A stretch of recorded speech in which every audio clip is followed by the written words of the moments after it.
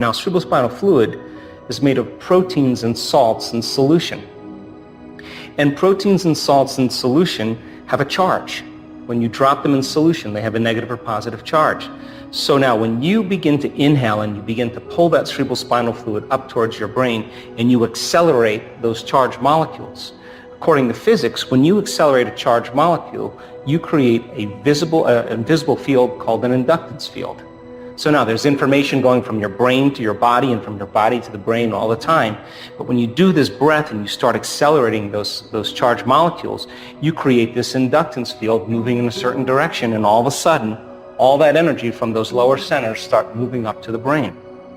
If you do this properly and you have a little passion and you start moving this fluid, there'll come a moment where the sympathetic nervous system will switch on and merge with the parasympathetic nervous system. And when that happens, all of a sudden, all the energy you use to make a baby, all the energy you use to digest a meal, all the energy you use in a stress response, instead of it being released out chemically, it's being drawn up to the brain. All that energy goes right up into the limbic brain, and it hits a gland called the pineal gland. And the pineal gland is a very specific gland that makes serotonin and melatonin. And when that energy strikes that gland, all of a sudden it begins to produce very powerful metabolites, sister molecules. And all of a sudden now the brain becomes super lucid. And the brain waves that we start to measure are very, very high gamma brainwave patterns. Now the person is super conscious. Now there's more energy in the brain. And when that happens, whatever's happening between their ears becomes more real, and in a sense, they're having an orgasm in their brain. They're going into a state of ecstasy. So then you're transmuting anger, you're transmuting fear, you're transmuting guilt or suffering into pure energy. As well, too. Pain as well. And so then the liberation of that energy, all of a sudden from this center all the way to the top of the brain, begins to create a powerful polarity. Positive charge at the head and negative charge at the tail, and the body becomes like a magnet. And all of a sudden you start to produce this invisible electromagnetic field. Now the body is liberating energy. Now, once the pineal gland is signaled, it sends a direct signal to the pituitary. The pituitary begins to release two very powerful metabolites called oxytocin and vasopressin. Oxytocin signals nitric oxide. Nitric oxide causes the arteries in the heart begin to swell, and all of a sudden you feel an incredible amount of love. Oxytocin is the love chemical. When you feel love and gratitude, all of a sudden you're in a state of receivership. And then there's a reverse field that begins to come in the other direction. We've measured this.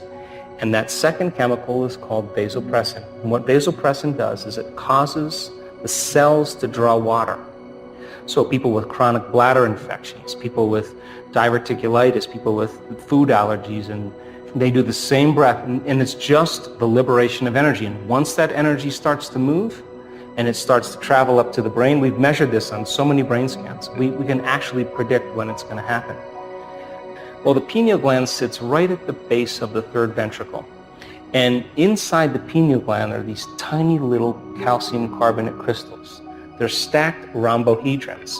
They're stacked on top of each other. And if you find the research, and I found it, the pineal gland has been called a neuroendocrine transducer with piezoelectric properties. Now, those are just big words. But piezoelectric effect is when you take a mechanical stress and you apply it to some crystals, and it begins to produce an electric charge. So then the act of inhaling and bringing that breath all the way to your brain with passion and squeezing those muscles, yogis can do this really well, and holding your breath, you're exerting pressure against that pineal gland. And as you start to compress those stacked crystals, you begin to produce a piezoelectric effect. And you're taking a mechanical stress and you're turning it into an electrical charge. Now you're electrically activating those crystals.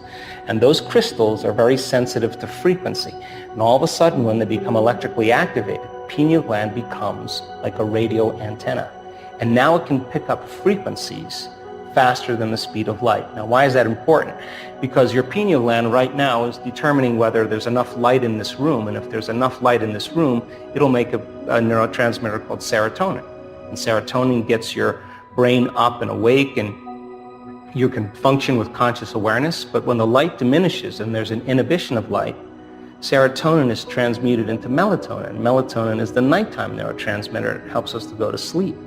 But serotonin and melatonin are directly related to the wavelength of visible light.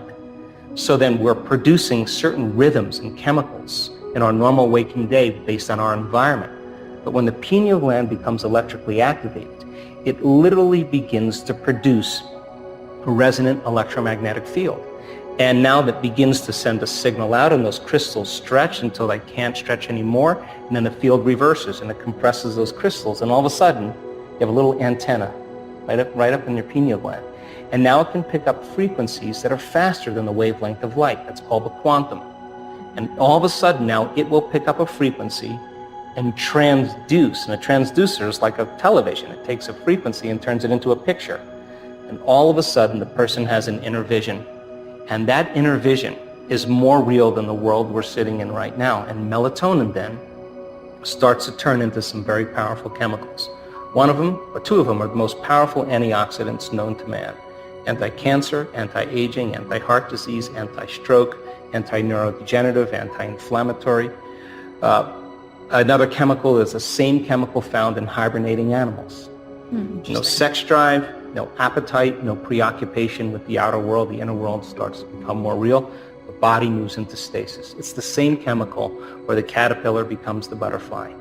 Take the molecule, tweak it again. You have a benzodiazepine. It fits in the same receptors. What it does is it suppresses the survival centers in the brain. Take the molecule, tweak it again, and now you have the same chemical found in electric eels, a very powerful biophospholuminescent chemical. Tweak it one more time, and now you have dimethyltryptamine, the most powerful hallucinogenic known to man. And now, person's going on a vision, and that's why it's called the third eye. I call it the first eye because now it's releasing its elixirs, and we start having very profound dimensional experiences. So pulling the mind out of the body is beginning to liberate energy, and it begins to produce a magnetic field, electromagnetic field. But when the latent systems switch on, now we're going to access information no longer from our three-dimensional reality. We're going to access that information from the field, and the brain is going to begin to transduce that frequency carrying information into very profound imagery, and the person's going to have a full-on sensory experience without their senses, and it's going to be more real than the world we're sitting in. When something unusual happens, people always say, oh, I want the unknown, I want the unknown. When the unknown comes, a lot of people aren't ready for it because it scares the living daylights out of them. You have one of two choices. In our brain scans, we've actually seen this. A person who gets afraid will move from that elegant state into a high beta brainwave state, a stress state, and they'll disconnect. They'll come back to their body and they'll lose the experience. Others, they relax and surrender into it. And the more you relax and surrender into it, the less you resist it, the less impedance there is, the less physiological conditions we have. So when it happens, we have to literally surrender and relax into it. And that sounds very easy because, but a lot of times it's not. A lot of times it's more difficult than we think because it's a very powerful frequency. And the feeling that you have is a tremendous amount of love if you can fully surrender to it. And it's not chemical, it's electric. And you can feel it in every single cell of your body. That's the side effect of that we've seen is a biological upgrade. We've seen people's eczema, tumors, Parkinson's, rheumatoid arthritis, Hashimoto syndrome, literally go away after one biological upgrade.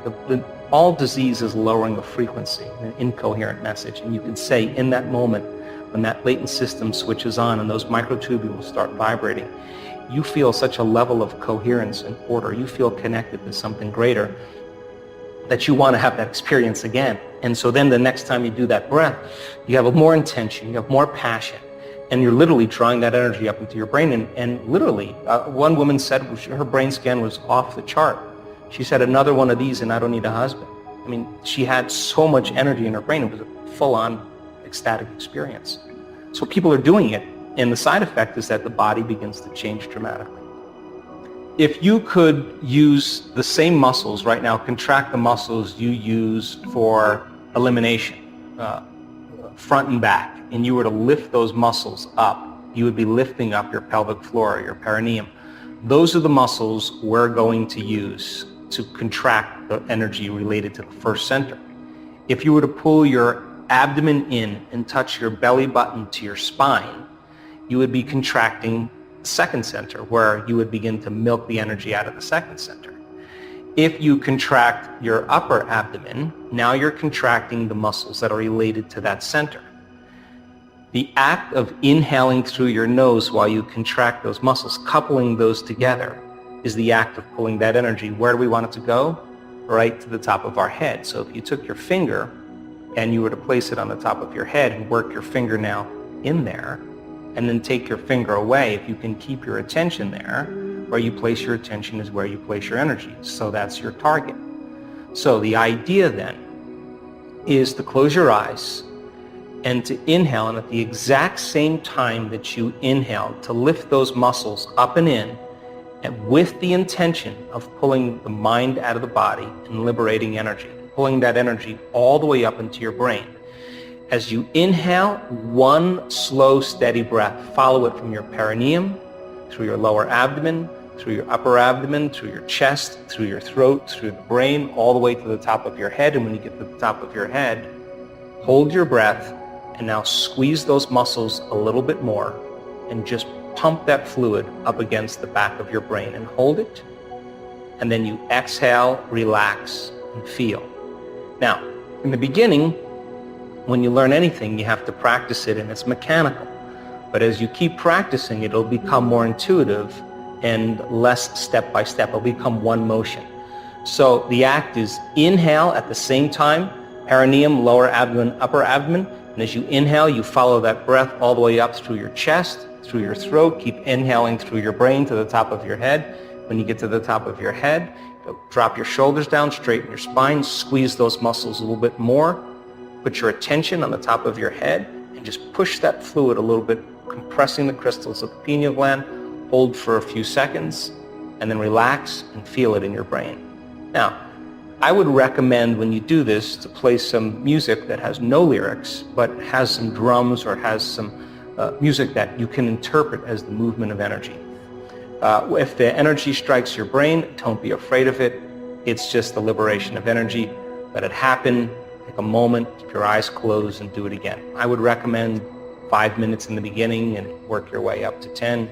Usually people who do it properly have a very significant amount of energy in their brain. We now know that this breath creates more brain coherence. It increases the amount of energy in the brain. It activates the autonomic nervous system. And our brain scans show that it stimulates the pineal gland. And those are all the important things to have a mystical experience.